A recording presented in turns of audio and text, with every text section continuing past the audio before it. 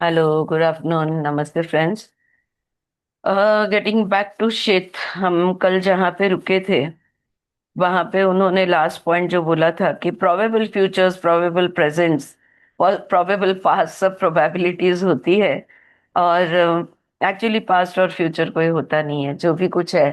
तो तुम probable future जो देखोगे तो तुम्हारा प्रेजेंट उसका हिस्ट्री बनेगा या उसका पास्ट बनेगा। इस बात पे हम रुके थे। आगे नेक्स्ट सेशन में वो कंटिन्यू करते हैं। Not only are you a part of other independent cells, each one focused in its own reality, but there is a sympathetic relationship that exists. For example, because of this relationship, your your experience किसका चालू है? जानवी का। Because of this relationship, your experience need not be limited by the physical perceptive mechanisms. You can draw your knowledge that belongs to these other independent selves. You can learn to focus your attention away from the physical reality to learn new methods of perception that will enable you to enlarge your concept of reality and greatly expand your experience. तो वो कह रहे हैं कि अभी जो अनुभव आप ले रहे हो, आप जिस भी अभी आप फिजिकल रियलिटी में फोकस्ड हो, भौतिक जगत में आप फोकस्ड हो और यहाँ के अनुभव ले रहे हो। पर अब आपको जो समझाया है कि अनेक दुनिया में आपके अलग अलग अस्तित्व है, अलग अलग रोल्स आप निभा रहे हो। अब यहाँ पे शायद एक औरत हो, और यहाँ पे शायद आप एक कोई जॉब कर रहे हो या नहीं कर रहे हो। किसी और दुनिया में आप कोई और रूप में हो, और वहां पे आपके अनुभव अलग है, वहां की जर्नी अलग है। तो उनका ये कहना है, हर जो तुम्हारा व्यक्तिमत्व है, अलग अलग ब्रह्मांड में, अलग अलग दुनिया में, अलग अलग युगों में आपको जैसे, मतलब जो भी अलग अलग डायमेंशंस में आपके अस्तित्व है, उन सबका ज्ञान आप ले सकते हो, क्योंकि वो आप ही के अस्तित्व है। क्या हो रहा है, हम लोग यहाँ की रियलिटी में इतना फोकस्ड है और हमें लगता है ये जीव जगत, ये ईश्वर है, ये जो जीव जगत है, ये इन यही सच्चाई है, यही यथार्थ है, यही एक ही सच्चाई है। तो अब पता चला है कि नहीं है। इस दुनिया की सच्चाई को देखने के लिए हम आंखों का, कानों का, इंद्रियों का इस्तेमाल करते हैं।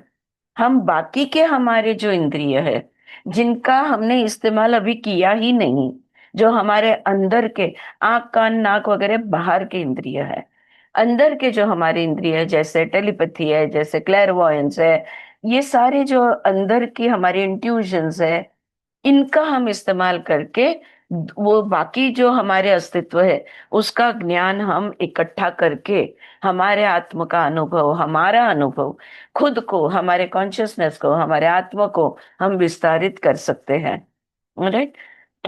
It is only because you believe that the physical existence is the only valid one that it does not occur to you to look for other realities. दूसरे अस्तित्व है, ये ज्ञान ही अगर हमारे पास नहीं है तो हम उनके बारे में सोचेंगे कैसे? और अगर सोचेंगे, सवाल पूछेंगे जैसे हमने पूछे, और ये किताब हमारे सामने आ गई और अब ये हम पढ़ रहे हैं, तो ऐसे हमें जवाब मिलते जाएंगे।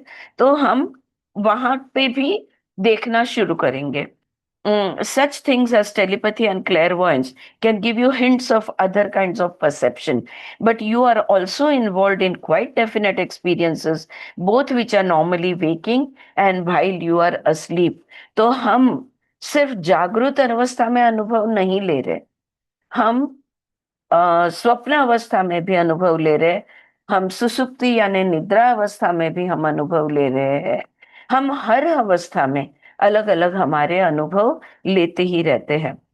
The so-called you spend all your time examining this one small stream so that you become hypnotized by its flow and entrenched by his motion. Simultaneously, these other streams of perception and consciousness go by without your notice. तो इतना simple बात है। अगर यहाँ की दुनिया से हम हमारा ध्यान हटाते हैं, सबसे पहले हम अंतर्मुख हो जाते हैं, हम हमारे अंदर चले जाते हैं, तो वहां पे बाकी के इंद्रिय, वहां की जो क्षमताएं हैं, वहां के हमारे स्किल्स है, हम वहां के हमारे जो एप्स है, वो देखेंगे, उनको खोलेंगे, तो हम दूसरे अनुभव ले पाएंगे। The body, in other words, is simply one manifestation of what you are in one reality, but in these other realities you have other forms. जैसे इस जग में, इस अ, लोक में, इस भूलोक में शरीर हमारा हमने तैयार किया है, क्योंकि इस जगत की वो रीत है, क्योंकि इस जगत में वो एक अस्तित्व है और इस जगत के नियम अनुसार सब कुछ होता है। तो यहाँ पे हमने शरीर बनाया है। हम अनेक लोक में, अनेक जगहों पे, अनेक दुनिया में हम जी रहे हैं, और वहां पे हमारा कॉन्शियसनेस उधर भी है। उधर हमारा रूप शायद अलग होगा। हाँ, हम वहां पे का शायद कहीं पे हम जादू बनकर, वो कोई फिल्म आई थी ना, मैंने देखी नहीं है, पर मैंने एलियन वो फोटोज देखे हैं। तो वो जादू नामक जो होता है, ऋतिक रोशन है शायद उसमें, शायद वो रूप में हो, शायद ऐसे ही कोई और रूप में हो। तो अलग अलग रूप में हम हो सकते हैं। The word, the words know thyself therefore mean far more than most people ever suppose. तो हम कहते हैं ना, नो थाई सेल्फ, ये बृहद वाक्य है, ये स्टेटमेंट है स्पिरिचुअलिटी का। स्पिरिचुअलिटी का एक ही ध्येय है, only one intention, only one aim, one goal, वो है टू नो योर सेल्फ। तो कोई भी गुरु है वो हमेशा कहते हैं नो थाई सेल्फ, पहले खुद को जानो, पहले खुद को पहचानो। तो ये खुद को जो जानना है, ये हमको जो लगता है, सिर्फ उतना ही नहीं, ये बाकी सब चीजों को भी जानना है। ना ही सिर्फ हमारी आत्मा को हमने जानना है, ना ही सिर्फ हमारी चेतना, हमारे चैतन्य को हमें जानना है, लेकिन हमारे अनेक अस्तित्व है, अनेक लोक में, हमको उनको भी जानना है। All right. Now, these other existences of yours go on quite merrily, whether you are waking or sleeping. But while you are awake ordinarily, you block them out. अब देखो, हमारे जो अलग अस्तित्व है, चाहे हम यहाँ पे जगे है या सोए है, जागृत अवस्था में है या निद्रा में है, उन अस्तित्वों को कोई फर्क नहीं पड़ता। वो अस्तित्व हमारे जो है, वो जो हमारे रूप है, वो अपनी उस दुनिया के नियम अनुसार अपने अपने कार्य करते रहते हैं। तो चाहे यहाँ पर इस शरीर में तुम जागृत हो या निद्रा में हो, इससे उसको कोई फर्क नहीं पड़ता। लेकिन हाँ, एक बात पक्की है, जब हम अजागृत अवस्था में होते हैं, उस सारे अस्तित्व के ज्ञान को हम ब्लॉक कर देते हैं, हम तक उसे पहुंचने नहीं देते, क्योंकि हम इस बाहरी दुनिया में इतने फोकस्ड है कि हम उन चीजों को, अगर हमें कुछ काम करते करते अचानक कोई भास होता है या कुछ अलग से महसूस होता है, तो उस बात को हम झटक देते हैं कि नहीं नहीं, कुछ भास हुआ होगा, कुछ तो भी हुआ होगा, मे बी मेरे शरीर में कोई बिगाड़ है। हाँ, हर बार ऐसा नहीं होता। तो वहां पे वो, अगर जो आपको कुछ हो रहा है उसको हम ध्यान नहीं देते। In the dream state, you are much more aware of them, although there is a final process of dreaming that often masks intense psychological and psychic experience. And unfortunately, what you usually recall is this final dream version. लेकिन स्वप्न अवस्था में हम उतना block नहीं करते। हमें सजगता होती है कि हो क्या रहा है, या हम अलग अलग दुनिया को, अलग अलग हमारे रूप को, अस्तित्व को हम जानते हैं, हम देखते हैं।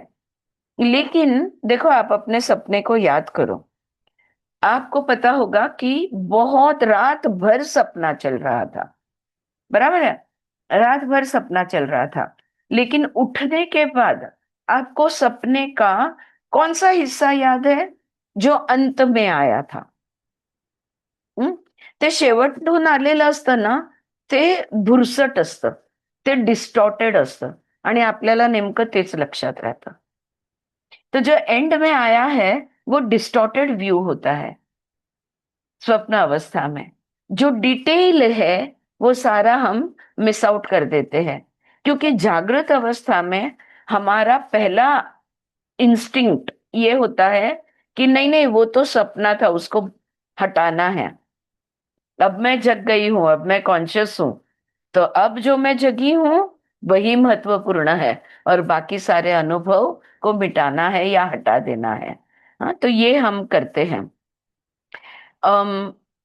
In this final version, the basic experience is converted as nearly as possible into physical terms. It is therefore distorted, क्योंकि उसका हम अर्थ लगाने की कोशिश करते हैं, क्योंकि हम उसको भौतिक रूप या शारीरिक रूप, हमारा जो फिजिकल एग्जिस्टेंस है उसका स्वरूप देते हैं अंत अंत में, और इसलिए वो डिस्टॉर्ट होता है, इसलिए वो बिगड़ता है।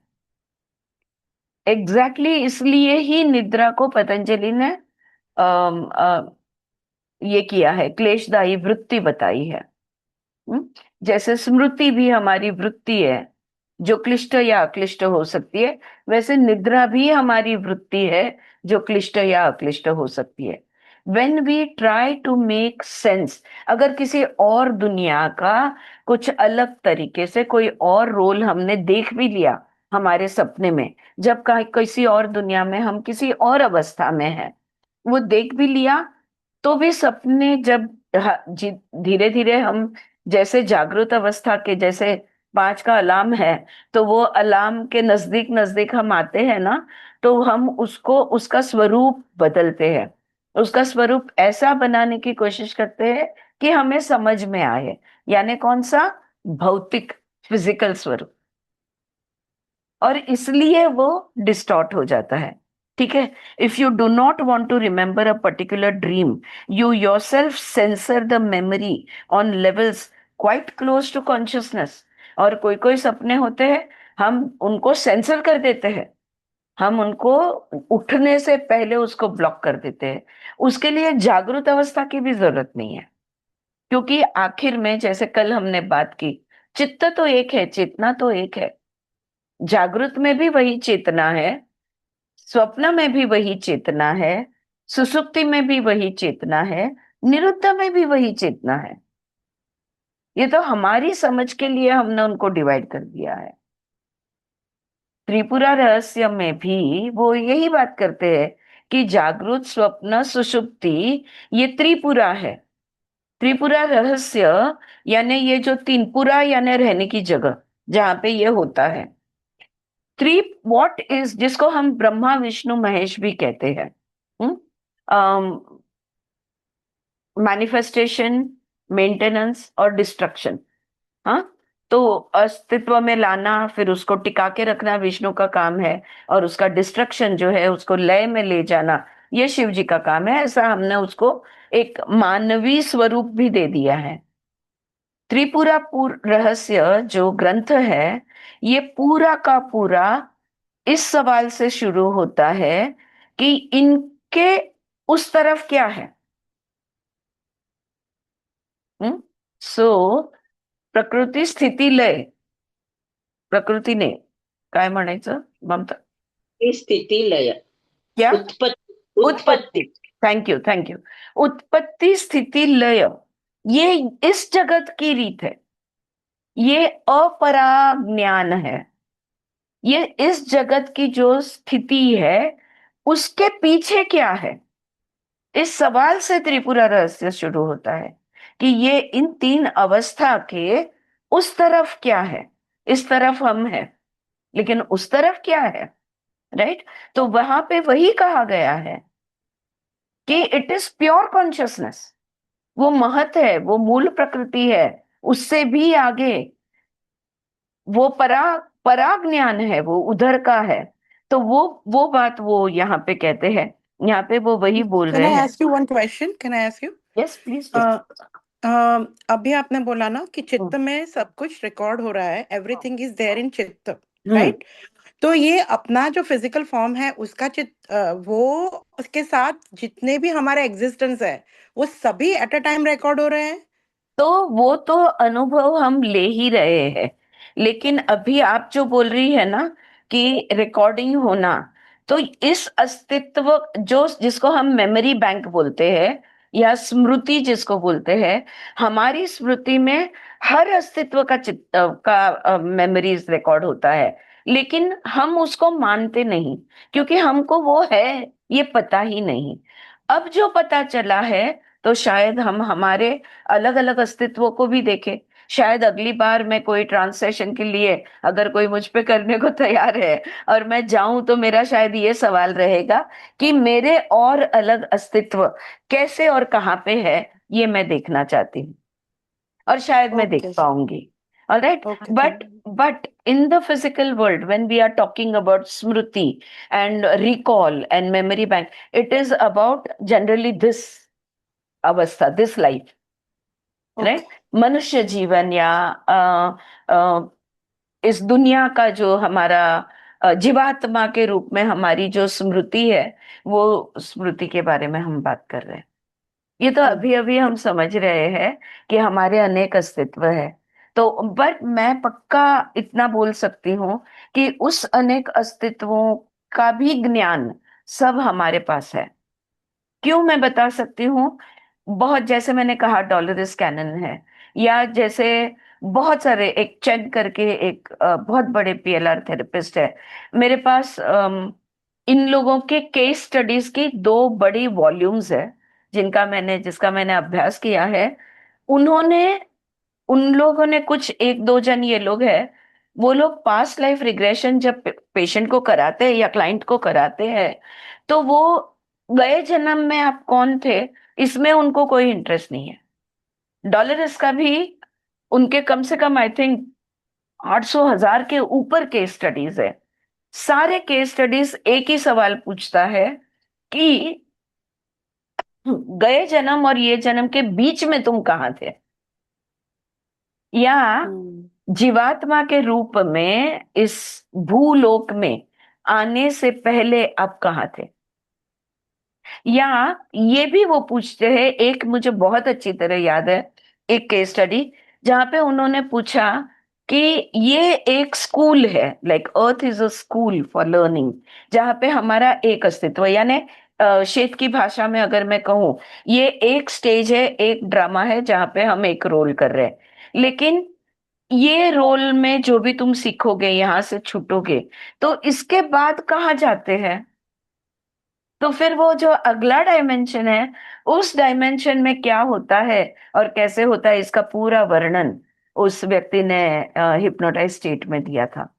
तो to answer your question Jasvin, I think all knowledge is there available to us, right. Okay okay हाँ, थैंक यू और हम, या वेलकम, और हमारे नेक्स्ट बुक नेक्स्ट आपण बुक तीच घेऊया. केस स्टडीज वाचूया का? मला पण बरीच वर्ष झाली काढते. All right. So if you do not want to remember a particular dream, you yourself censor the memory on levels quite close to consciousness. Often you can even catch yourself in the act of purposely dropping the memory of a dream. मैंने सपने में खुद को सपना देखते हुए देखा, और मैंने उस सपने में, जो सपना मैं देख रही थी, वो मुझे नहीं याद रखना है या आगे नहीं देखना है, ये मैंने ही मेरे सपने में खुद से कहा, और वो सपने के अंदर का सपना मैंने रुकवा दिया। ये भी हम करते हैं, right. Here, the basic experience is hastily dressed up as much as possible in physical clothes. This is not because you want to understand the experience, but because you refuse to accept it as basically non-physical. जो भी भौतिक दुनिया को लग के है, वो सब हमको स्वीकार है, और जो भी इस भौतिक जगत को या फिजिकल रियलिटी को लगकर नहीं है, उन चीजों को हम खटाखट हटा देते हैं। हमको देखना भी नहीं है, सुनना भी नहीं है, जानना भी नहीं है।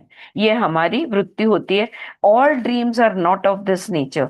सम dreams themselves do take place in psychic or mental areas connected with your daily activities, in which case no dressing up process is necessary.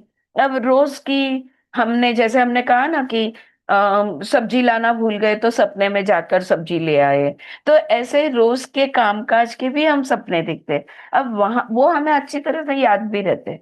अब उनको हमें कोई आवरण डालने की या आवरण हटाने की जरूरत नहीं है। क्योंकि वो फिजिकल है, इसलिए वो हम अच्छे से स्वीकार करते हैं।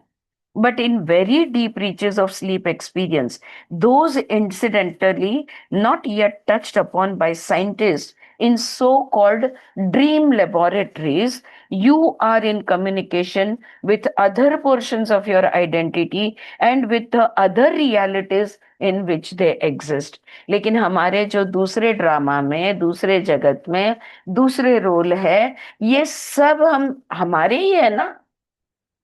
तो हम सब जुड़े हुए हैं। तो हम इसको देखने की अगर कोशिश करें तो हम देख सकते हैं, हम इसका ज्ञान भी ला सकते हैं। अब जब से ये किताब दोबारा पढ़ने को शुरू की है, पहले ही मैं ड्रीम्स को लेकर बहुत अलर्ट थी, लेकिन मेरे बहुत सारे ऐसे ड्रीम्स हैं जो मुझे याद नहीं रहते।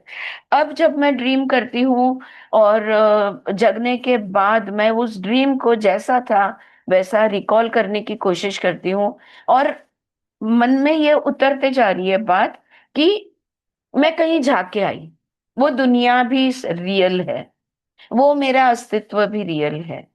वैसे शायद शायद हो सकता है इसी दुनिया का, इसी जग का, इसी भौतिकता का अलग अलग जन्म का अस्तित्व हो सकता है।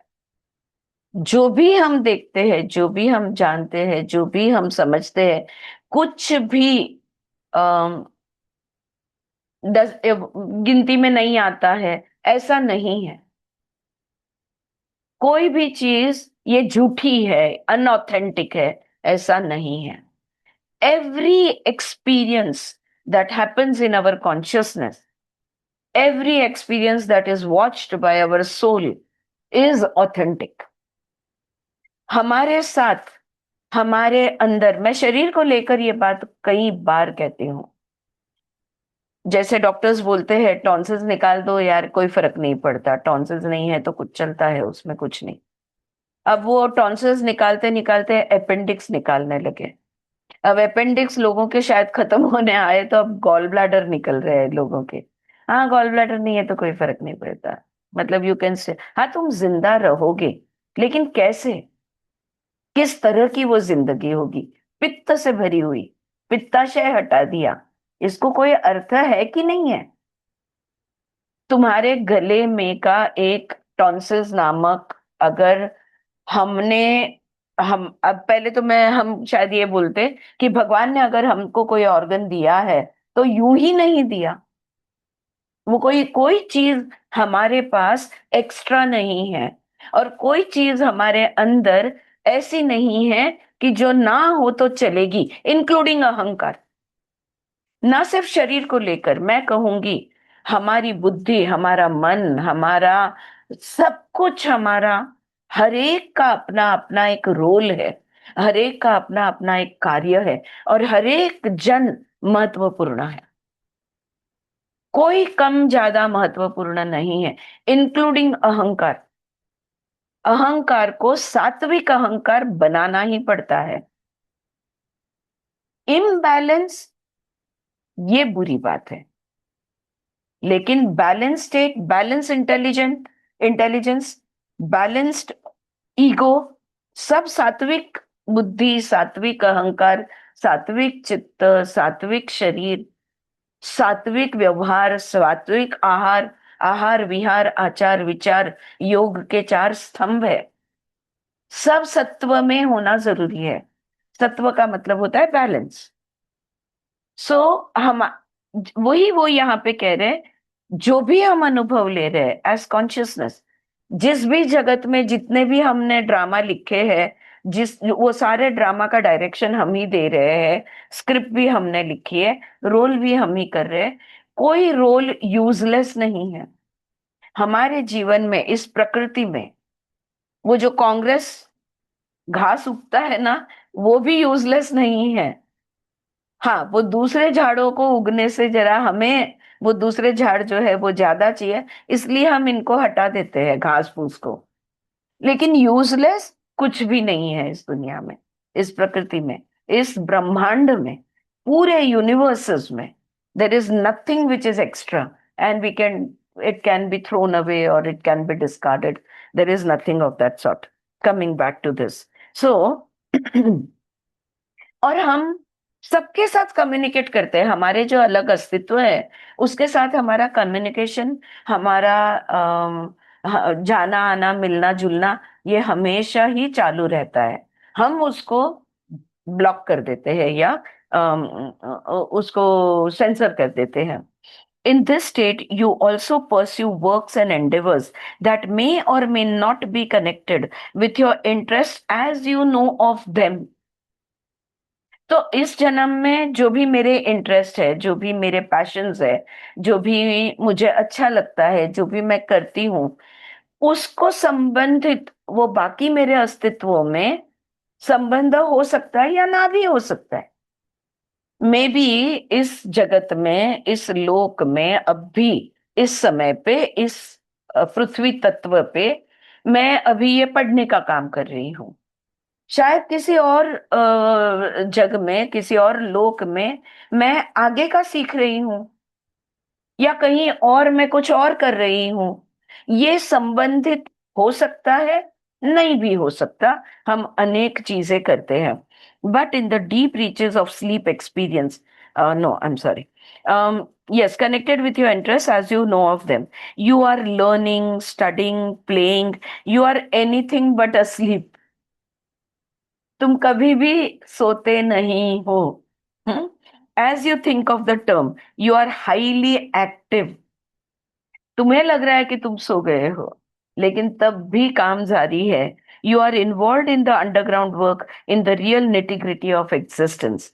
Okay, now let me emphasize here that you are simply not unconscious. It only seems that you are, because as a rule, you remember none of this in the morning. तो हम कहते हैं ना, जागृति, स्वप्न, सुषुप्ति। तो कॉन्शियस, सबकॉन्शियस, अनकॉन्शियस, हम अनकॉन्शियस कभी नहीं होते।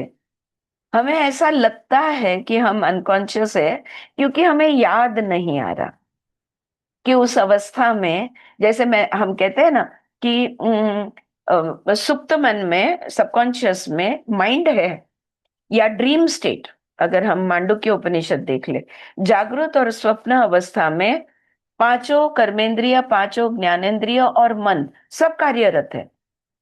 तो ये मांडुक्य उपनिषद कहता है ये दोनों अवस्था में कोई फर्क नहीं है, वो ड्रीम स्टेट एंड जागृत अवस्था, it's one and the same. लेकिन सुषुप्ति में, वहां पे मन, हमारे इंद्रिय सोए हुए हैं, वो कार्यरत नहीं है, और इसलिए हमें वो कुछ याद नहीं आ रहा है। हो सकता है मन जिसको हम समझते हैं, mind as we know it, may be it is not needed in that state. तो वो माइंड नहीं है इसलिए कुछ हो नहीं रहा, ऐसा नहीं है। लेकिन माइंड नहीं है इसलिए हमें पता नहीं चल रहा कि वहां हो क्या रहा है, लेकिन बहुत हो रहा है, ऐसा वो यहाँ पे कह रहे। It only seems that you are, because as a rule you remember none of it this in the morning. To some extent however, some people are aware of these activities, and there are also methods that will enable you to recall them to some degree. लेकिन हाँ, कोई कोई लोग हैं जिनको वो पता है कि अनकॉन्शियस में हो क्या रहा है, और कुछ हद तक ऐसी टेक्निक्स है, ऐसी क्रियाएं हैं या प्रोसेसेस है या मेथड्स है जिसके माध्यम से हम कुछ हद तक वो जान सकते हैं कि अनकॉन्शियस अवस्था में मैं कहाँ थी, क्या कर रही थी, क्या हो रहा था। ऐसा वो यहाँ पे कह रहे हैं। I don't want to minimize the importance of your state of consciousness. As for example, as you read this book, presumably you are awake, but in many ways, when you are awake, you are resting far more than you are in so-called unconscious nightly state. वो कह रहे हैं कि अभी आप किताब पढ़ रहे हो, आप जागृत अवस्था में हो। मैं जागृत अवस्था को कम समझो, ऐसा बिल्कुल नहीं कहना चाहता, लेकिन पता है, आपकी सारी अवस्थाओं को अगर आप ले लो, कॉन्शियस, सबकॉन्शियस, अनकॉन्शियस, सुपरकॉन्शियस, जागृत, स्वप्न, सुषुप्ति, निरुद्ध, ये सारी अवस्थाओं में से सबसे कम काम आप जागृत अवस्था में करते हो, सबसे ज्यादा आराम आप जागृत अवस्था में करते हो, सबसे अधिक काम आपके सुप्त अवस्था यानी सबकॉन्शियस यानी स्वप्न अवस्था में होता है, और अनकॉन्शियस में सबसे अधिक काम होता है। और सुपर कॉन्शियस में, निरुद्ध में तो हम चारों अवस्था को अनुभव एक साथ कर रहे हैं, तो उसका तो सवाल ही नहीं उठता, वो ऑफ कोर्स फुल्ली एक्टिव है। ठीक है। Now then to a large extent you realize your own reality and are free to use abilities that in the daytime you ignore or deny, right? तो जो दिन में हमने नजरअंदाज किया है, we are on page number 94, जो दिन में हमने नजरअंदाज किया है, वो हम बाकी अवस्थाओं में हम ज्यादा मुक्तता से, ज्यादा फ्रीली हम उन चीजों का अनुभव ले सकते हैं। At a very simple level, for example, your consciousness leaves your body often in the sleep state. You communicate with people in other levels of reality that you have known.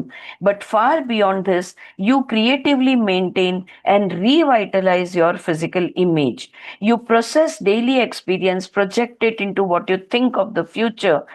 As the future, choose from an infinite of probable events those you will make physical, and begin the mental and psychic processes that will bring them into the world of substance. अगर बहुत ही simple उदाहरण मैं दूं तो वो यहाँ कह रहे हैं कि जब आप निद्रा में होते हो, आपका आपकी चेतना जो है, ये आपके शरीर में जितना मिनिमम जिंदा लेने के लिए जरूरत है, उतनी छोड़कर ये चेतना बाहर निकल जाती है। बाहर निकल के तुम्हारे जो बाकी के रूप है, बाकी के स्वरूप है, उसके साथ मिलकर वो इस जागृत अवस्था में, इस दुनिया में, इस जीवन में, या उस दुनिया में, उस जीवन में अब क्या करने की जरूरत है। अगर समझो आपको कोई निर्णय लेना है, ओके, समझो अब भी, हाँ, लाइफ में कोई आपको बड़ा पेचीदा सवाल है और आपको कोई ना कोई डिसीजन लेना है, और आप दुविधा में हो, आप द्वैत में हो कि मैं ये लूं या वो लूं, कैसे करूं।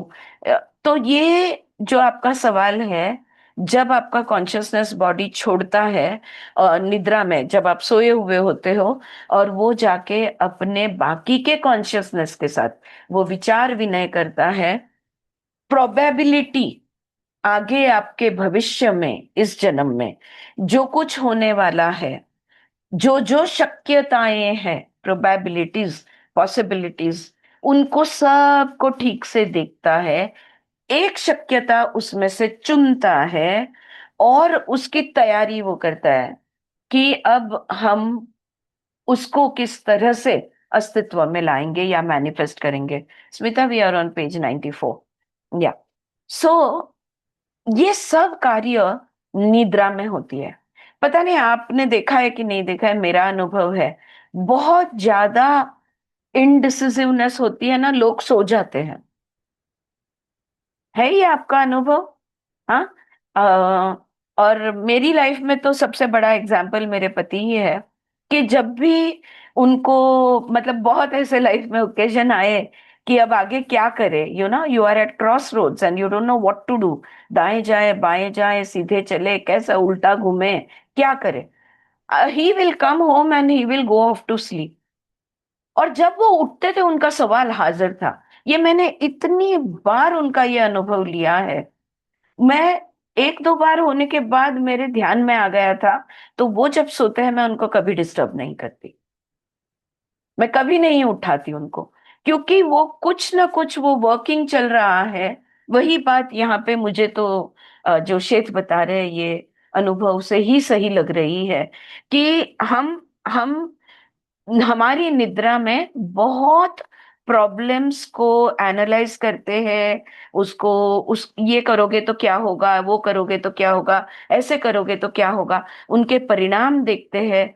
सब कुछ देखने के बाद एक चीज को चुनते हैं, और उठने के बाद उसको, और ऑलरेडी नींद में ही वो उठने के बाद वो वैसा मैनिफेस्ट करने के लिए या वैसा होने के लिए जो भी करने की जरूरत है, वो क्रियाएं शुरू हो जाती हैं।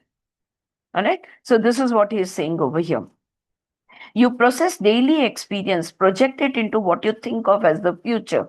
Choose from an infinite of probable events those you will make physical and begin the mental and psychic processes that will bring them into the world of substance. At the same time, you make this information available to all these other portions of your identity which dwell in the different realities, entirely different realities. अब हमारे दूसरे role हम जहां पे निभा रहे हैं, जो भी अलग डायमेंशंस में हम जो भी कर रहे हैं, ये वाला अनुभव उसके साथ भी हम शेयर करते हैं ताकि इस ज्ञान का वो भी उपयोग कर पाए। तो जैसे अभी जैस्मिन पूछ रही थी, हाँ, हमारे सारे अलग अलग कॉन्शियसनेस है, हमारे सारे सेल्व्स जिसको हम कहेंगे, many selves, all of them are always in communication with each other, ये वो बता रहे हैं यहाँ पे। You do not lose contact. Ma'am, जी, पण आपण जर त्यांना वेगवेगळ्या डायमेन्शन मध्ये म्हणतो तर सगळीकडची परिस्थिती आणि अवस्था वेगळी वेगळी असेल ना. हो ना, मग मग इथली अवस्थेशी ते कसे काय निगडीत असतील? शेवटी हे बघ, तू लहानपणी स्टोरीज आपल्याला काय बोध, हम लोग को मॉरल सायन्स बोला करते थे, आपल्याला कहाण्या सांगायचे, हा, आणि ते एक बकरी होती, एक सिंह होता, मग असं झालं तसं झालं तसं झालं, ते सगळं सांगितल्यानंतर काय शेवटी म्हणायचं, what is the moral of the story?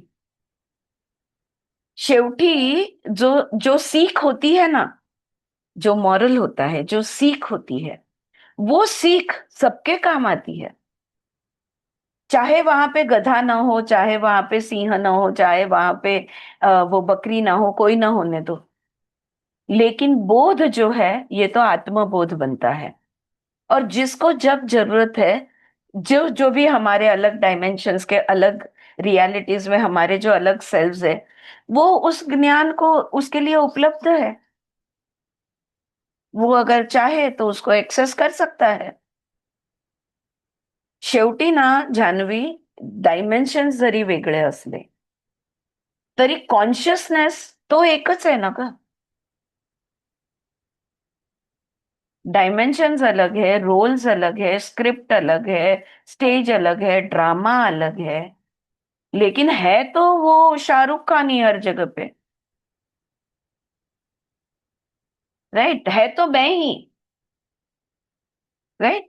तो वो कोई भी नहीं भूलता कि मैं वो हूं। right? So they all remember that, yes, this is who I am. I am Aarti. Finished. Huh? Whichever reality I may be. Hmm? You turn your attention, I'm sorry, where was I? This, you do not lose contact with your ordinary waking self. You simply do not focus on it. You turn your attention away. In the daytime, you simply reverse the process. तो रात को ये जो हो रहा है ना, दिन में बिल्कुल उल्टा कर देते हैं हम इसको। हम वो सारा ज्ञान, वो सारा कनेक्टिविटी, वो सारा कम्युनिकेशन को पूरी तरह से हटा देते हैं। यही तो अंतराय है, राइट? और हम बस इस एक ही अस्तित्व, जगने के बाद ये एक ही दुनिया, ये एक ही सच्चाई, ये एक ही अस्तित्व, इस पर फोकस हो जाते हैं। If you are looking at your daily normal self from the other viewpoint, you see, using an analogy here, you might find that physically waking self as strange as you now find the sleeping self. अभी देखो हमारे वो बाकी के अस्तित्व है ना, अलग अलग डायमेंशन के, वो हमको कितना एलियन लग रहे हैं। उस एलियन शेल्फ को शायद ये एलियन लग रहा होगा, समझे? तो जैसे वो तुम्हारे लिए अनजाना महसूस होता है, वैसे उसके लिए आप अनजाने महसूस होगे, right? The analogy will not hold however, लेकिन ये सही नहीं रहेगा, ऐसा कहना सही नहीं होगा, simply because this sleeping self of yours is far more knowledgeable than the waking self of which you are so proud. ये जो जागृत, अभी जो जागृत अवस्था में हम है, हमारा जो वेकिंग सेल्फ है ना, इससे कहीं अधिक ज्ञान, कहीं अधिक कम्युनिकेशन, कहीं अधिक कनेक्टेड वो हमारा सोया हुआ सेल्फ है ना, वो ज्यादा कनेक्टेड है। तो उसको पता है तुम क्या कर रहे हो। जागृत अवस्था में हमको नहीं पता वहां क्या हो रहा है, और हम उसको मानना भी नहीं जान चाहते, हम उसको देखना भी नहीं चाहते। तो जैसे हमने उसको पूरी तरह से हटा दिया है, उसको ब्लॉक कर दिया, उसको सेंसर कर दिया है, वो सेल्स ने हमको सेंसर नहीं किया है। क्योंकि निद्रा अवस्था में ज्ञान और कॉन्शियसनेस कहीं अधिक होता है, उससे अधिक अनकॉन्शियस स्टेट में होता है, मतलब ड्रीम स्टेट, अनकॉन्शियस स्टेट, सबसे अधिक निरुद्ध अवस्था यानी सुपर कॉन्शियस स्टेट में होता है।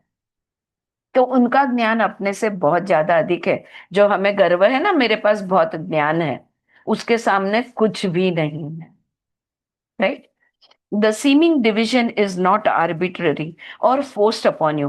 It is simply caused by your present stage of development, and it does vary. Many people take excursions into other realities, swim, so to speak, through other streams of consciousness as a part of their normal waking lives. Sometimes strange fish pop up in those waters. तो ये जो हमने इसको बांध डाल दिया है ना, जागृत अवस्था, स्वप्न अवस्था, सुषुप्ति अवस्था, निरुद्ध अवस्था, इसको हमने डिवाइड जो कर दिया है, एक्चुअली हमारी प्रगति नहीं हुई है इस शरीर के, इस बुद्धि की। जब ये बुद्धि और विस्तारित हो जाएगी, प्रगत हो जाएगी, तो वो आराम से स्वप्न अवस्था में भी वो जागृत रह पाएगी, निद्रा अवस्था में, सुषुप्ति में भी वो अलर्ट रह पाएगी। ये कर सकेगी वो, जब तो सबका डेवलपमेंट अलग अलग है। The seeming sorry now I am obviously such a one in your terms, swimming up through other dimensions of reality and observing a dimension of existence that is yours rather than my own. There are therefore channels that exist between all these streams of consciousness, all these symbolic rivers of psychological and psychic experience, and there are journeys that can be made from my dimension as well as yours. अब मैं कैसे यहाँ पे आया हूँ? मेरे dimension में तो कोई भौतिकता है नहीं, वहां पे तो मैं बस कॉन्शियसनेस हूँ। तो अब मैं तुम्हारी दुनिया में, हर जो हमारे डायमेंशंस है, सबके बीच में खिड़कियां हैं, दरवाजे हैं। हम आसानी से इस डायमेंशन से उस डायमेंशन में हम ये भ्रमंती कर सकते हैं। Again I will give the reference of Tripura रहस्य, जहां पे वो कहानी में वो कहता है कि वो जो पहाड़ था, वो पहाड़ के अंदर गायब हो गया। और फिर वो राजा बोला, ये मेरी पूरी सेना को लेकर सबको गिरफ्तार करके पत्थर के अंदर कैसे चला गया? तो वो जो बैठे थे ऋषि या जो भी साधु जो बैठे थे समाधि में, वो कहते हैं, राजन आप जानना चाहते हो? वो कहता है हाँ। तो बेटे को बुलाते हैं और बोलते हैं, इनको अंदर ले जा। और अंदर, वो पत्थर के अंदर, मतलब पर्वत के अंदर, माउंटेन ऑफ स्टोन्स लिटरली, उसके अंदर वो आसानी से वो चला जाता है उसके साथ। और वहां पे जाके देखता है, इतने ब्रह्मांडों से देखता है, इतनी स्पीड से, इतने डायमेंशंस उसे दिखते हैं। और वो सारा वर्णन उन्होंने त्रिपुरा रहस्य में किया है कि उसने वहां पे क्या क्या देखा। So it is a beautiful description that is given, exactly what Seth is saying over here, कि हम आसानी से इधर से उधर, उधर से अंदर, अंदर से बाहर, बड़ी आसानी से हम जा सकते हैं, अगर हम उस अवस्था का, हमारा इस जीवन में, अगर हमारा कॉन्शियसनेस उतना अलर्ट हो जाता है, उतना अवेयर हो जाता है, तो हम ये कर सकते हैं। Okay, now initially Rupert and Jose I read this. Okay, now initially Robert and Joseph and I were a part of the same entity or overall identity, and so symbolically speaking, there are psychic currents that unite us. All of these merge into what has been compared to an ocean of consciousness. अब जैसे Robert का, जेन Roberts का अपना एक consciousness है, Joseph का, उनके पति का एक कॉन्शियसनेस है, ये अब जुड़े हैं ना। अभी ये जब शेख बोल रहे हैं, जेन के माध्यम से बोल रहे हैं, जोसेफ उसे लिख रहे हैं, ये तीनों कॉन्शियसनेस एक दूसरे से जुड़े हुए हैं। और सारे कॉन्शियसनेस आखिर एक महासागर है। सारी नदियां उसी में बहकर जाती है। हमारे उपनिषद में यही कहा है कि आखिर सारी नदियां जो है जिस तरह से जाकर सागर से मिलती है, इंडिविजुअल कॉन्शियसनेस उसी तरह से जाकर कॉन्शियस कॉस्मिक कॉन्शियसनेस के साथ एक रूप होने वाला है, होता ही है।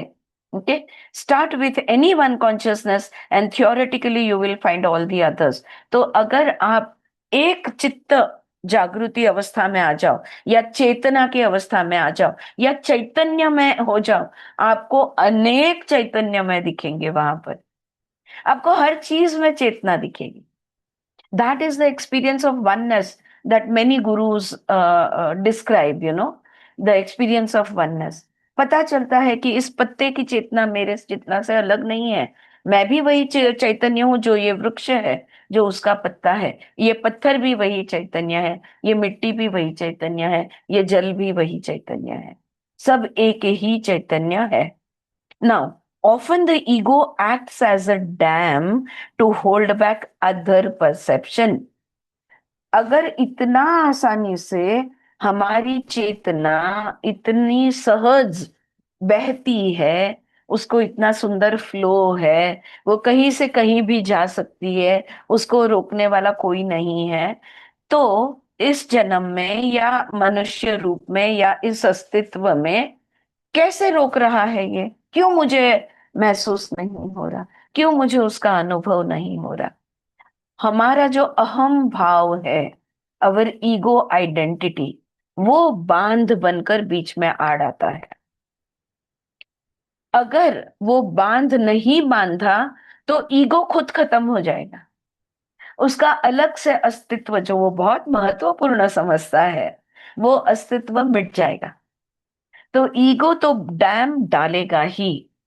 दूसरे कोई परसेप्शंस, आंख देखना है आंखों से देखो, सुनना है कानों से सुनो, इंट्यूजन को रोकेगा, टेलीपैथी को रोकेगा, क्लेरवॉयंस, क्लेर सेंटियंस, ये सारे जो हमारे अंदर के इंद्रिय है, क्षमताएं, उनको रोक देगा।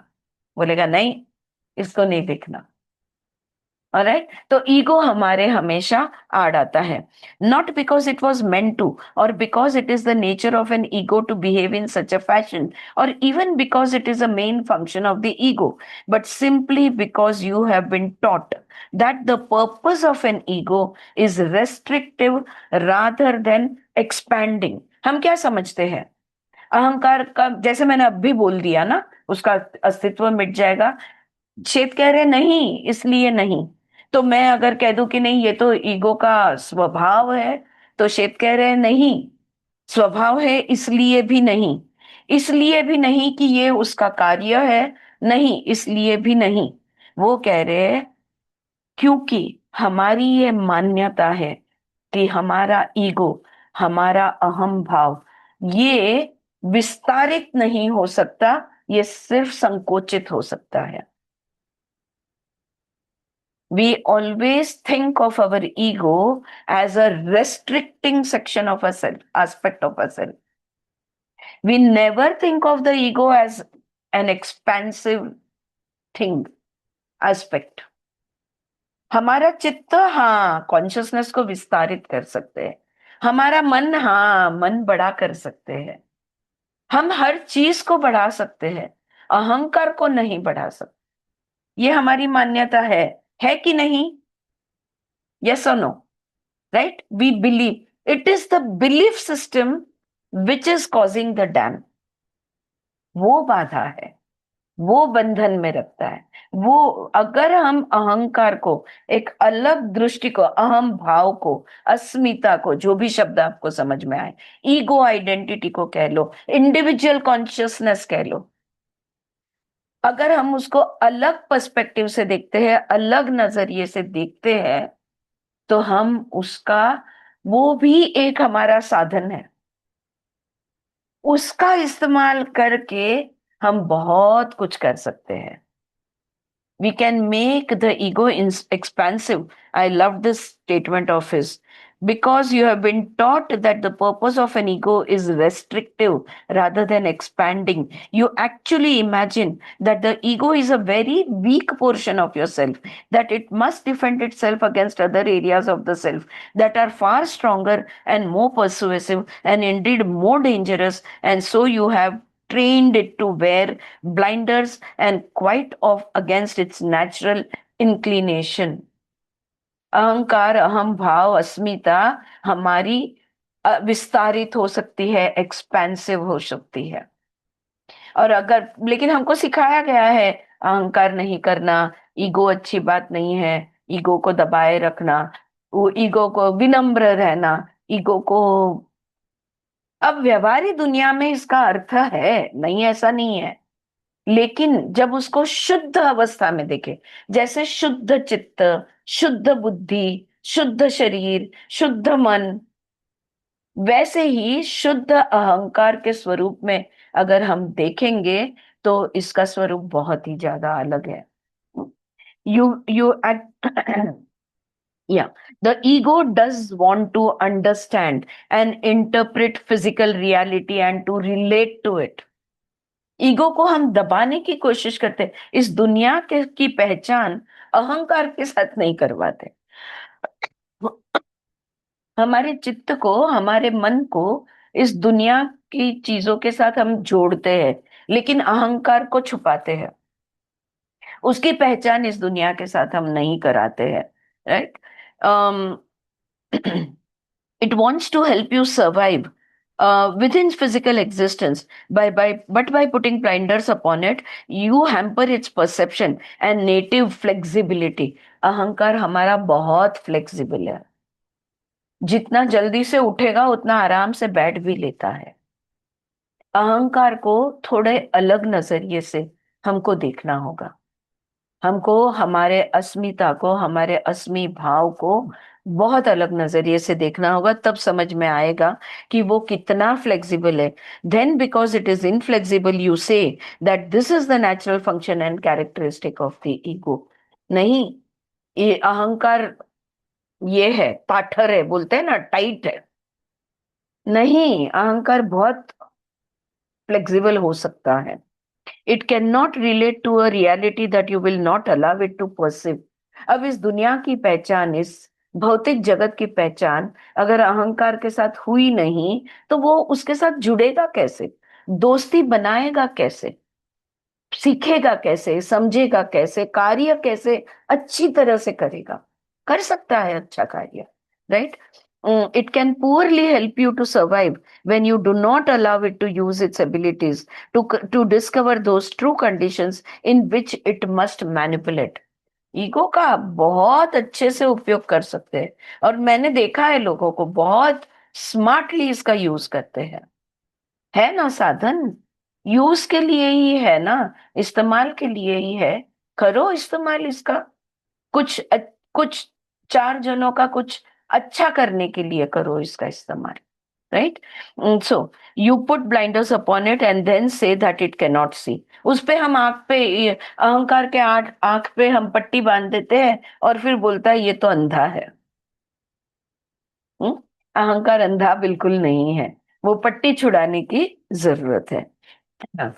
ऑलराइट, यहाँ पे ये चैप्टर खत्म हुआ। We have finished with the 7th chapter, which is the potentials of the soul. तो आत्मा की क्षमताएं अनेक है। अब आत्मा को थोड़ा अलग रूप से हम इसे देखेंगे कि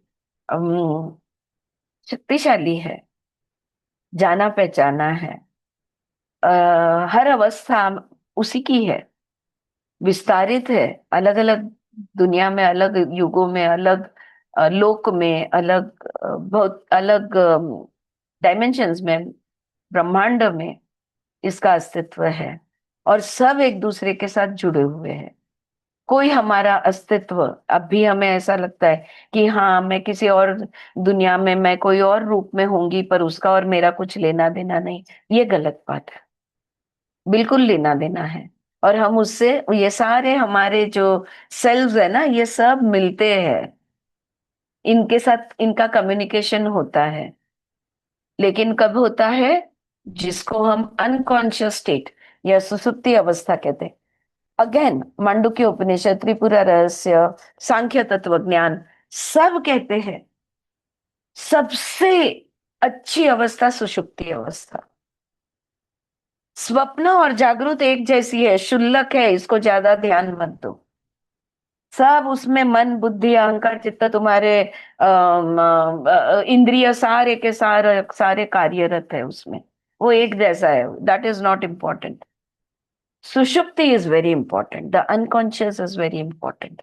मुझे लगता है हमें एक और गहराई में समझ में आया व्हाई इट इज इम्पॉर्टेंट, क्योंकि क्यों महत्वपूर्ण है ये आया नहीं था पढ़ने में, जो इस किताब के माध्यम।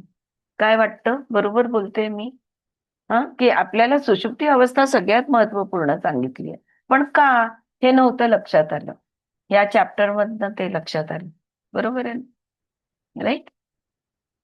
Alright, potentials of the soul को लेके कोई कुछ कहना चाहता है तो बोलो।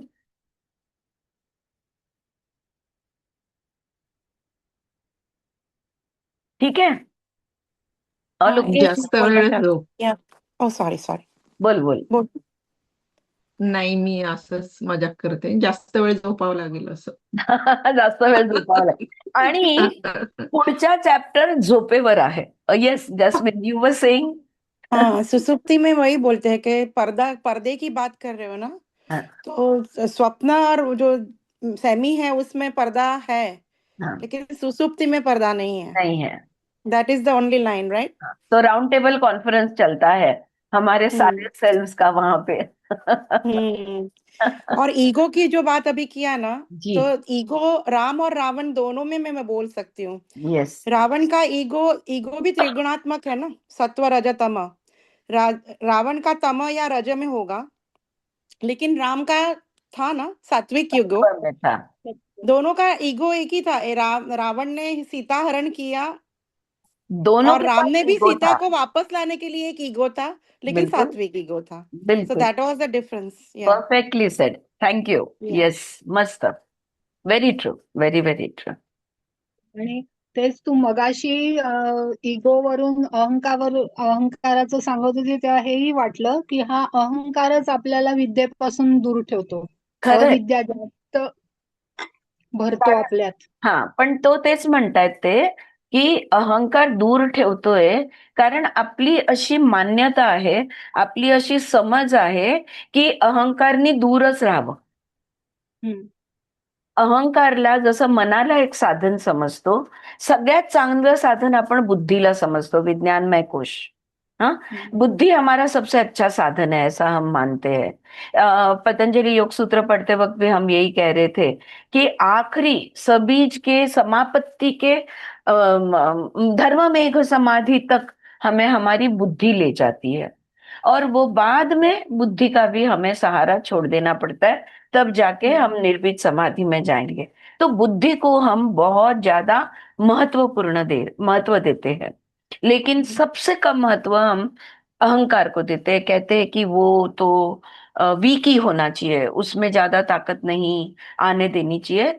तो शेख कह रहे हैं कि ये आप उसके ऊपर आपने पट्टी बांध दी है, और उसको बेचारे को कार्य भी नहीं करने दे रहे हो। अगर उसको कार्य करने दिया आपने, तो उसकी सारी चीजों से जान पहचान होगी, और वो भी सत्व हो सकता है। लेकिन उसको करने दिया कुछ तो वो सत्व में आएगा ना, राइट? वरना वो तमोरज में ही हम रखते हैं उसे, हमारी मान्यताएं रखती है, ऐसा उनका कहना है। आलं लक्षात? त्यांचं म्हणणं आहे आपल्याला हे जी समज आहे की इगोला जास्त मोठं होऊ नाही द्यायचं, त्याला वीकच ठेवायचं, त्याला ताकद द्यायचीच नाही, त्या समजेमुळे तो बिचारा दबलेला आहे। नाही तर तो पण बुद्धी एवढाच विस्तारित होऊ शकतो। त्याला दाबून ठेवून आळशी बनवतो आपण. पण देन ते बरोबर नाही ना, जास्त इगो आता आलं परत तर. आता परत वंदना, अहंकाराकडे बघताना व्यवहारिक दृष्टीने बघितलं तर त्याचा अर्थ खूप वेगळा होतो। पण जसं माझ्याकडे एक शरीर आहे, तसंच माझ्याकडे एक मन आहे, तसंच माझ्याकडे एक चित्त आहे, माझ्याकडे बुद्धी आहे. मग त्याचप्रमाणे माझ्याकडे प्राण आहे, श्वास आहे, तसंच माझ्याकडे अहमभाव पण आहे. त्या शुद्ध रूपामध्ये त्याला बघितलं आणि शुद्ध रूपामध्ये त्याला काम करू दिलं, तर तो खूप मोठी मोठी कामे करू शकतो. व्यावहारिक दृष्ट्याने तुम्ही बघाल तर मग तुमचं सगळं म्हणणं मान्य आहे मला. एक आध्यात्मिक दृष्टिकोन असतो आणि एक व्यावहारिक दृष्टिकोन असतो. आध्यात्मिक दृष्टिकोनाने बघायचं म्हणजे दर्शन करणं म्हणतो आपण त्याला. त्याला दर्शनशास्त्र म्हणतात किंवा दर्शन करणे म्हणजे जे जसं आहे तसं बघायचं. त्याच्यावर लाल रंग लागलाय, हिरवा लागलाय, पिवळा लागलाय नाही, शुद्ध रूपामध्ये त्याच्याकडे बघणं हे आध्यात्मिक दृष्टिकोन बनतं. त्या दृष्टिकोनातनं विचार कराल तर तुम्हाला व्यवस्थित दिसेल तो. अरे okay, shall we move on to the next chapter, chapter 8? हाँ, chapter 8 है sleep, dreams and consciousness. Ma'am ma'am हाँ जी. इसलिए मणिपुर चक्र बैलेंस रहा तो अहंकार अपने आप बैलेंस में रहे। व्यवहारिक दृष्टि का अहंकार, अगर मणिपुर चक्र जो कि अहंकार का स्रोत है, अहंकार का मूल स्थान है, अगर वो बैलेंस्ड है तो व्यवहार में भी ईगो बैलेंस रहेगा. Perfect perfect. ममताने तुमचं उत्तर दिलंय वंदना. राईट. म्हणजे अहम ब्रह्मास्मी करेक्ट. अहम शिवाय कसं होणार आहे? होणार तेच. तो ब्रह्मच ओळखू नाही जाणार अहम शिवाय. Right, absolutely right. पुढचं चॅप्टर घेऊ. Chapter 8, sleep, dream and consciousness. निद्रा, स्वप्न आणि चित्त किंवा चेतना. ओके, ये उसका नाम है. स्लीप यानी निद्रा, ड्रीम्स यानी स्वप्न, एंड कॉन्शियसनेस यानी हमारी चित्त शक्ति कह लो, चैतन्य कह लो, चेतना कह लो, आत्मा भी कह सकते हो. It's okay. Persons vary in the amount of sleep they need, and no pill will ever allow them to dispense with sleep entirely, for too much work is done in that state. हर एक की नींद की requirement अलग है. कोई 4 घंटे, कोई 6 घंटे, कोई 8 घंटे, कोई 10 घंटे. हाँ, सब लोग अलग अलग अमाउंट ऑफ स्लीप की जरूरत हर एक की अलग है. और आप नींद की कितनी भी गोली खा लो, नींद की गोली खा के भी नींद नहीं आती इसलिए गोली खा रहे हो, तो उस नींद की भी बहुत जरूरत है. निद्रा ये बहुत महत्वपूर्ण है, क्योंकि निद्रा अवस्था में बहुत सारे काम होते हैं. However, this could be done far more effectively with 2 rather than 1 sleep periods of lesser duration. अब सबसे पहला पॉइंट वो यहां पे डालते हैं. हम क्या करते हैं, सुबह उठने के बाद दिन भर में नहीं सोना, डायरेक्टली रात को सोने जाना. दोपहर को अगर आपको थकान लग रही है या जड़त्व महसूस हो रहा है तो बैठे बैठे थोड़ा आंख बंद कर लो, आराम कर लो, लेकिन सोना नहीं. सबने ये बात सुनी है? जिन्होंने सुनी है हाथ ऊपर करो. सबने सुनी है, राइट? यहां पे वो बिल्कुल उल्टा बोल रहे हैं. वो कह रहे हैं कम समय के लिए सो, लेकिन ज्यादा बार सो. अगर आप निद्रा कम समय के लिए लेकिन 2-3 बार लेते हो तो बहुत ज्यादा अच्छा काम आप कर पाओगे. इसको और भी डिटेल में. 2 periods of 3 hours a piece would be quite sufficient for most people if the proper suggestions were given before sleep. 3 घंटे की 2 बार नींद निकालना, 2 बार 3-3 घंटे के लिए सोना काफी है, यानी टोटल 6 घंटे हो गए. 2 बार 3-3 घंटे के लिए सोना ये बहुत अच्छी बात है। और अगर सोने से पहले सही सूचना दी जाए तो क्या है सूचना? Suggestions that would ensure the body's complete recuperation. ये इंटेंशन बना के कि मैं अब जो सोने जा रही हूं, इस मेरी निद्रा अवस्था में मेरा मन, बुद्धि, चित्त, मेरा शरीर, सब कुछ बहुत ही ज्यादा एफिशिएंट हो जाएगा। उठने के बाद ये बहुत अच्छा काम कर पाएगा। इस विचार के साथ, इस सूचना के साथ अगर नींद ली जाए तो ज्यादा इफेक्टिव होगा। In many cases 10 hours sleep, for example, is actually disadvantageous, resulting in a sluggishness of both the body and mind. In this case, the spirit has simply been away from the body for too long a time, resulting in a loss of muscular flexibility. 10 घंटे straight जो लोग सोते हैं, ये बहुत हानिकारक हो सकता है। क्यों? क्योंकि उठने के बाद उनको बहुत मानसिक जड़त्व, शारीरिक जड़त्व, सुस्ती ये महसूस होती है। क्यों? क्योंकि आत्मा से बहुत लंबे समय तक शरीर दूर रहा, या कह लो शरीर से आत्मा बहुत लंबे समय तक, 10 घंटे तक दूर रहा, जिसके वजह से हमारी लवचिकता, फ्लेक्सिबिलिटी कम हो जाती है, मन की भी और शरीर की। As many light snacks would actually much better than 3 large meals a day. So, short naps rather than such an extended period would also be more effective. 3 बार थाली भर के खाना खाना, इसके बदले अगर आप 5 बार थोड़ा थोड़ा कम खाते हो तो ये ज्यादा आपके लिए बेहतर रहेगा, ये अच्छा रहेगा।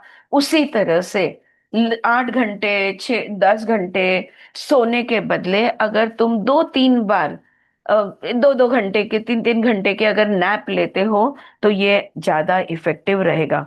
There would be other benefits. अच्छा, एक तो आपकी लवचिकता अच्छी रहेगी, मन शरीर आपका फ्लेक्सिबल रहेगा, अलर्ट रहेगा। इसके अलावा और भी कई फायदे हैं। The conscious self would recall more of its dream adventures as a matter of course, and gradually these would be added to the totality of the experience as the ego thinks of it. Okay? तो स्वप्न याद रहेंगे। स्वप्न में हम कहाँ कहाँ गए, क्या क्या किया, ये हमें ज्यादा याद रहेंगे। और ये याद रहने के वजह से हमारा अनुभव ये बेहतर बनेगा। एक्सपीरियंस, हमारे जो अनुभूति है, हमारे अनुभव जो है, ये ज्यादा बेहतर बनेंगे। As a result of more frequent briefer sleep periods, there would also be higher peaks of conscious focus and a more steady renewal of both physical and psychic activity. तो हमारी अलर्ट एंड अवेयर जो हम कहते हैं ना, सजग रहो, हमारी सजगता, अगर हम कम समय तक सोते हैं, 2-3 बार, 2 घंटे के लिए, 3 घंटे के लिए अगर हम सोते हैं, तो हमारी क्षमता बहुत अच्छी रहेगी। Higher peaks of conscious focus, हमारा अलर्टनेस, हमारी सजगता ये बहुत अच्छी रहेगी। और उठने के बाद शारीरिक और मानसिक कार्य आप ज्यादा बेहतर कर पाओगे, ज्यादा अच्छी तरह से कर पाओगे।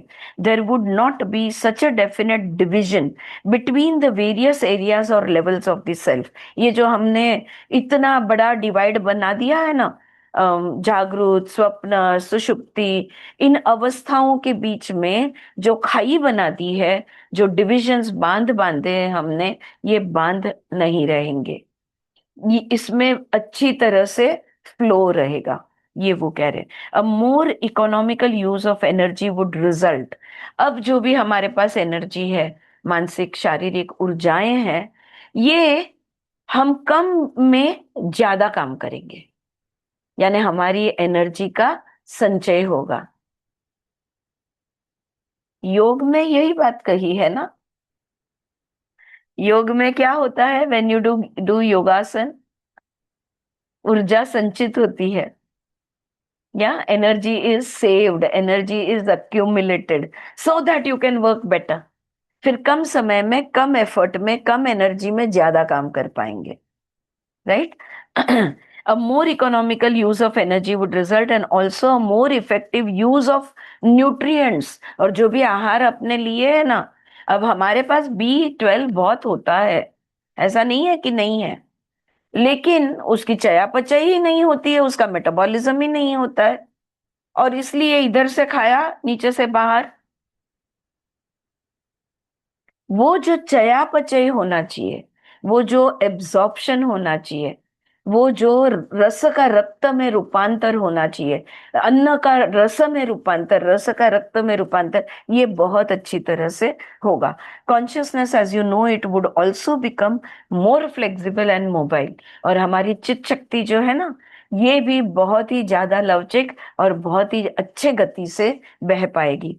This would not lead to a blurring of consciousness or focus. Instead, the greater flexibility would result in a perfection of conscious focus। अब ये जो लवचिकता है हमारी चित्त शक्ति से, कि उससे अगर आप सोचोगे कि वृत्ति फास्ट चलेगी या वो ज्यादा गति बढ़ जाएगी, नहीं नहीं, ऐसा नहीं होता है, ऐसा नहीं होगा, ऐसा वो यहाँ पे बोल रहे। उल्टा का जो भी करेंगे, हम ज्यादा एकाग्रता के साथ करेंगे, हमारी एकाग्रता बढ़ेगी, ऐसा वो बोल रहे हैं। The seeming great division between the waking and the sleeping self is largely a result of division in function, the two being largely separated, a block of time being allotted to one and the larger block of time to the other.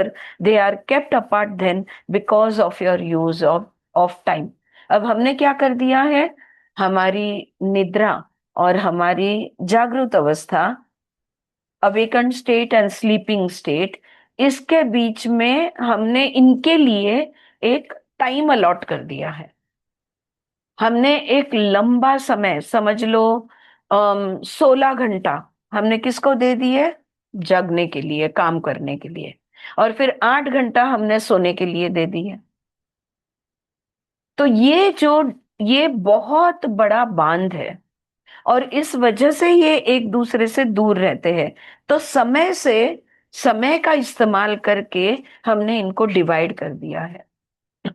समय का बर समय का इस्तेमाल करके हमने इनका divisions कर डाला है। Initially, they are kept apart then because of your use of time. Initially, your conscious life followed the light of the day। देखो, पहले के जमाने में, पहले जब हम आदि मानव थे, तभी दिन का उजाला और अंधेरा, इसके हिसाब से जीवन चक्र, काल चक्र हमारा चलता था, कि जब से जितनी देर उजाला है उतना देर हम घूमते थे, फिरते थे, जो भी करते थे, वो काम करते थे, जो भी करते थे, वो उजाले के समय। उसके बाद अंधेरा होते ही हम अंदर चले जाते थे, गुहा में या घर में। बाद में जैसे हमने घर बांधा तो हम अंदर चले जाते थे। तो हमारा समय, हमारा, तो अभी देखो, मैं अभी भी गांव में जाके जब रहती हूँ, तो 6 बजे के बाद, 6 बजे सारे फार्म वर्कर्स, जो भी काम करने वाले हैं, खेडूत है, जो फार्मर्स है, सब चले जाते हैं। उसके बाद करने को कुछ नहीं। अगर टेलीविजन ना हो और अगर इंटरनेट ना हो, 7 बजे सो जाते हैं, या 7 बजे खाना खाते, थोड़ा 1 घंटा चलते घूमते, 8 बजे तो सो ही जाते हैं, और फिर 5 बजे, 4 बजे जग जाते हैं। जैसे ही चिड़िया का आवाज आने लगा, यहाँ पे भी हम वही कर रहे हैं, लेकिन मैंने गांव का उदाहरण दे दिया, लेकिन यहाँ पर भी मैं वही करती हूँ। तो वो टाइम पे 7:30, 8 सो गए, 4 बजे, 3 बजे नींद खुल गई। जो भी खुद पे काम करना है वो 3 से 5, 5:30 तक कर लिया, फिर 1 घंटा योग वगैरह कर लिया, उसके बाद चाहे तो फिर से 1 घंटा सो गए। प्रॉब्लम किधर है, राइट? तो ये वो यहाँ पे कि पहले के जमाने में उजाला और अंधेरा, इसके हिसाब से हमारा रूटीन हुआ करता था। There are opportunities here to be gained from your technology that you are not presently taking advantage of. To sleep all day and work all night is hardly the answer. It is simply the inversion of your present habits. अब आपके पास 24 घंटा light है, तो आपने उल्टा कर दिया। रात भर जगो, नाइट ड्यूटी, दिन भर सो। तो ये तो सिर्फ तुमने घड़ा ऐसा था उसको उल्टा घुमा दिया, फर्क क्या पड़ा? है ना? फर्क तो कुछ पड़ा नहीं इसमें। या आदत तुमने सिर्फ उल्टी कर दी है, तुम्हारी बदल दी। But it would be far more effective and efficient to divide the 24 hour period in a different way. लेकिन ये जो तुम्हारे 24 घंटे जो तुम समय को मानते हो, तो 24 घंटे जो तुम्हारे पास समय है, इसको अगर अलग से अगर इसका विभाजन किया जाए, तो आपका जीवन बहुत ही ज्यादा एकाग्र, बहुत ही ज्यादा अच्छा बन सकता है।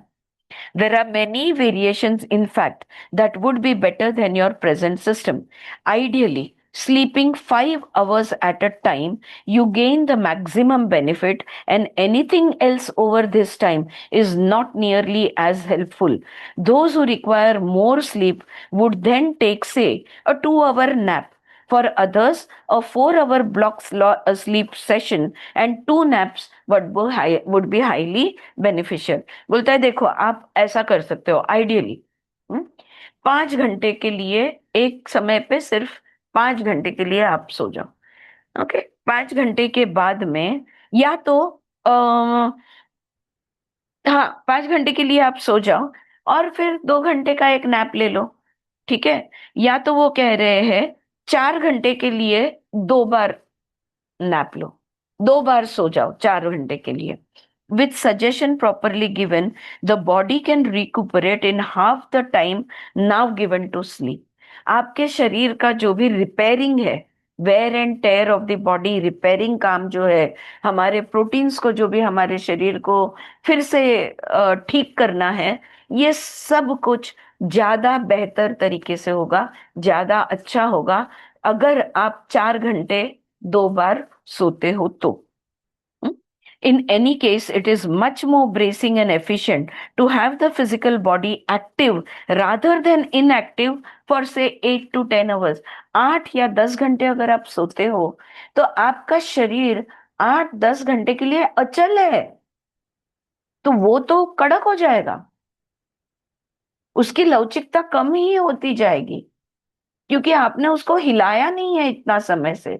और शरीर को हिलाना बहुत जरूरी है। हम कहते हैं ना circulation, circulation is very very important. So if you are sleeping for 4 hours and then you are working for 4 hours, your working is much better, क्योंकि वो कम समय के लिए लेटा हुआ था या एक ही पोजीशन में था या जो भी इनएक्टिव था। You have trained your consciousness to follow certain patterns that are not necessarily natural for it, and these patterns increase the sense of alienation between the wake and the dreaming self. हमने खुद को कुछ एक समझ बना दी है और खुद को एक ऐसी आदत लगा दी है ये सोच के कि नहीं नहीं यही हमारे लिए ठीक है। लेकिन एक्चुअली तुमने तुम्हारी जागृत अवस्था और तुम्हारी निद्रा अवस्था को, दोनों अवस्थाओं से को एक दूसरे से दूर कर दिया है। बहुत ज्यादा समय तक दोनों को एक दूसरे से दूर रखा हुआ है। To some extent, you drug the body with suggestion so that it believes it must sleep away a certain amount of hours in one block. Animals sleep when they are tired and awaken in a much more natural fashion. तुमने fix किया है कि नहीं 10 बजे सोने जाऊंगी और 6 बजे ही उठूंगी। कितना घंटा हो गया? 8 घंटा। ये हमने कंडीशनिंग किया है, आदत है, बुरी आदत है यहाँ पे वो कह रहे। शरीर को 8 घंटे की नींद की जरूरत ही नहीं है, मन को भी 8 घंटे की अचल अवस्था की जरूरत नहीं है। प्राणी देखो, नींद आई सो जाते हैं, नींद होती है उठ जाते हैं, वो ज्यादा सहज भाव से व्यवहार करते हैं हमारे से। अच्छा, you would retain a far greater memory of your subjective experiences and your body would be healthier if these sleeping patterns were changed. अगर तुमने ये 8 घंटा सोना और बाकी का समय जगना, इसको अगर आपने बदल डाला, तो अपने अनुभवों को बहुत अच्छी तरह से आत्मसात कर पाओगे। उतना ही नहीं, आपका शरीर ज्यादा निरोगी रहेगा, शरीर का आरोग्य ज्यादा अच्छा रहेगा। क्या करना है? 6 to 8 hours of sleep in all. 24 घंटे में 6 से 8 घंटे की निद्रा would be sufficient with the nap patterns outlined. अगर 2 बार आप सोते हो, हाँ, 6 से 8 घंटे के लिए हमको सोना है, 2 बार आप 3-3 घंटे के लिए सो जाओ, या 2 बार आप 4-4 घंटे के लिए सो जाओ, या एक बार 4 घंटे के लिए सो जाओ, दूसरी बार 2 घंटे के लिए सो जाओ, या एक बार 5 घंटे के लिए सो जाओ और दूसरी बार 2 घंटे के लिए सो जाओ, या 1 घंटे के लिए सो जाओ, तो भी पैटर्न बहुत अच्छा रहेगा। मन शरीर ज्यादा अच्छा कार्य करेगा। And even those who think they now need more sleep than this would find they did not, if all the time was not spent in one block. अगर आप 2 बार नींद सोते हो ना, तो आप देखोगे कि आपको लग रहा था कि मुझे कम से कम 8 घंटे का नींद तो चाहिए, नहीं, तुम्हें उतनी जरूरत है। एक बार आप रात को आप 4 घंटा सो जाओ और दिन में आप 1-2 घंटा सो जाओ, बहुत हो गया। Alright, the entire system, physical, mental and psychic would benefit. आपका पूरे कोश है ना, हमारे सारे के सारे कोश, हमारे अन्नमय कोश, प्राणमय कोश, मनोमय कोश, विज्ञानमय कोश, आनंदमय कोश, सबको फायदा होगा, सबको फायदा होगा अगर हम ये पैटर्न फॉलो करते हैं। तो रात को 5 घंटे से ज्यादा समय नहीं सोना। अब आप 11 बजे सोए हो तो 4 बजे उठ जाओ। इससे आगे चल के लोग मुझे, अगर मैं ये बात तो याद है मुझे, श्वेत ने कही थी, और मैंने ये पैटर्न्स मैं बरसों से फॉलो भी कर रही हूँ। एक चीज है जो मुझे याद है और मैं फॉलो कर रही हूँ, लेकिन मुझे लोग पूछते हैं सकाळी उठून करायचं काय, लेकिन उठ के क्या करना है? यार बहुत कुछ कर सकते हो, बहुत कुछ मैं करती हूँ ना, तो आप भी कुछ करो। मेरे ही घर वाले पूछते हैं कि अरे यार इतना सुबह उठ के करना क्या है? देखो मैं क्या करती हूँ, आप भी वो मत करो, कुछ अलग करो, पर कर सकते हो, राइट? लेकिन दोपहर को फिर 1 घंटा सोना जरूरी है। अगर 10 बजे सो गए हो, 3 बजे बराबर नींद खुल जाती है।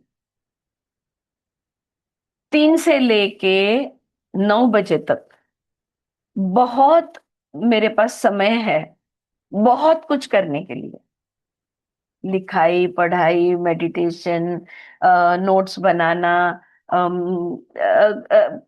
योग करना, प्राणायाम करना, बहुत कुछ कर सकते हैं। घर में कुछ एक्स्ट्रा काम जो है वो एक्स्ट्रा काम कर लेना, सब्जी साफ करना, किताब पढ़ना, बहुत कुछ कर सकते हैं। ऑलराइट, और फिर 10 साढ़े 10 बजे जब बाकी सब जगते हैं, तब मेरा सब कुछ हो गया होता है और मैं सोने चली जाती हूँ। और आधा पौना घंटा एक नींद निकाल के उठती हूँ। फिर बाकी तभी तक बाई आती है, फिर उसका सब काम होता है, खाना पीना होता है। फिर 2 से ढाई आधा घंटा मैं फिर से लेटती हूँ, उसमें शायद 10-15 मिनट नींद लगती है। And it keeps me energize throughout the day. मैं अब इनकी बात सुन के, थैंक यू, मैं इनकी बात सुन के, मैंने जो मेरा इतने वर्षों का रूटीन है, तो मैं मेरा अनुभव आपसे शेयर कर रही हूँ कि बहुत कुछ हो सकता है। ऑलराइट, वो 10 मिनट नींद रीडिंग के पहले मुझे पूरी एनर्जाइज कर देती है, पूरी एनर्जी। जिस दिन वो 10 मिनट अगर नींद को आ गया, कुछ फोन हो गया और नहीं अगर नींद मिली ना, तो मैं फिर मेरी एनर्जी लेवल्स मुझे ही लो है ये महसूस होता है। फिर मैं उसको अप रखने के लिए कोशिश करती हूँ, पर नहीं, it's not the same, it's not the same, right? It's almost time up. I'll just finish this paragraph. Okay, so the divisions between the self would not be okay. I think we can stop over here. इसको लेके और वो आगे बातें समझाते हैं, और ये चैप्टर है एक जो हम पूरा पढ़ेंगे, इसमें कोई एडिटिंग नहीं होगा। ऑलराइट, बिकॉज उनकी बहुत डिटेल में उन्होंने समझाया है। और जोसेफ वहां पे बीच बीच में नोट भी डालते हैं कि बड़ी स्पीड से बात करते हैं, क्योंकि जो कह रहे हैं उसके लिए शब्द है और उसके लिए 100% उनके पास प्रूफ है, ज्ञान है। तो वेरी फास्ट ही टॉक्स, मतलब जेन टॉक्स, ऐसा उन्होंने बीच बीच में नोट लिखा है। सो अभी तो निद्रा की बात हो रही है, अभी आई मीन हाँ, नींद की बात हो रही है, अभी सपना की बात है और कॉन्शियसनेस की बात है। So we will be reading all of that. Yes, all good. नाही पटलं तर वाद घालायचा, हा. वाद घातला तर मजा येते. ऑलराइट. किसी को कुछ ऐड करना है, कुछ अपना अनुभव बताना है हमारे पास 1-2 मिनट, बता सकते हो आप. No, all good. Yeah Smita, good to have you back. And yes, so great. रुकते हैं फिर यहाँ पे. ओके जी, चारू जी बताइए क्या बोल रहे हो. नहीं, बहुत बॉडी थक गए पूरा दिन वर्किंग करके। अभी मेरा जो एक्सपीरियंस था ना 8-10 दिन में, फिर जो सोते हैं तो इतना पता ही नहीं चलता, सुबह में पास आउट 7:30 होते हैं होते तो बेशुद्ध. तो बिल्कुल। चारू जी देखिए, आपकी जो अवस्था है, हर स्त्री हमारे कल्चर में, हमारी संस्कृति में सारी औरतों का यही होता है. हाँ, पुरुषों के अपने वो उनके प्रॉब्लम्स अलग रहेंगे. लेकिन यहाँ पे मैं बता दूं, अगर बाई नहीं है, जो आप बात जो कर रही है कि बाई नहीं थी और दिन भर काम करना पड़ता था. मैंने बहुत बीमार हो गई थी मैं एक बार, और तभी जो वैद्य ने मुझे समझाया, जो मैं अब बरसों से फॉलो कर रही हूँ, 10-12 साल हो गए. कितना भी काम हो ना चारू जी, अगर 2 घंटे आप खड़े हो, आप 15 मिनट जाके लेट जाओ, सो जाओ. ऐसा मैं नहीं बोल रही हूँ, लेट जाना जरूरी है, स्पेशली आफ्टर 50. दिन में कम से कम 4-5 बार जस्ट लेट जाओ. Put the body in the horizontal position. वो वर्टिकल है, उसको हॉरिजॉन्टल कर डालो. ये हम सबके लिए, मन और शरीर के आराम के लिए बहुत इंपॉर्टेंट है. मेहमान होते हैं, दोस्त लोग होते हैं, घर वाले आना जाना, गड़बड़ कुछ भी होता है ना, मैं 10 मिनट के लिए लंबी होके लेट जाती हूँ. किसी को कुछ पूछना है, बात करनी है, मेरे पास आकर बैठो, बात करो, मैं 10 मिनट लेटने वाली हूँ. ये मैंने अपने लिए रूल बना ही लिया है. तो आप अभी बाई नहीं है, इतना काम पड़ रहा है ना, तो शरीर को आराम जब मांगता है, 2 घंटा आपने काम किया, आपने बैठना नहीं, लेटना बोल रही हूं मैं. जी। और वो लेटने में अगर नींद लग गई, ठीक है, लग गई, 10 मिनट में आंख खुल जाएगी, क्योंकि काम की घंटी तो बजती ही है अपने दिमाग में. तो वो बराबर उठ जाओगे आप 10 मिनट में, अगर नींद लग भी गई तो. हाँ, थोड़ा ये चेंजेस लाइफस्टाइल में करना जरूरी. Thank you. Yes, thank you Charu ji. All right friends, we will, काय म्हणते हैं, आज है हमारा भी ये रूटीन रहेगा. Very good. Okay Anjali. All right friends, thank you so much. We stop over here और कल मिलते हैं. नमस्ते, बाय.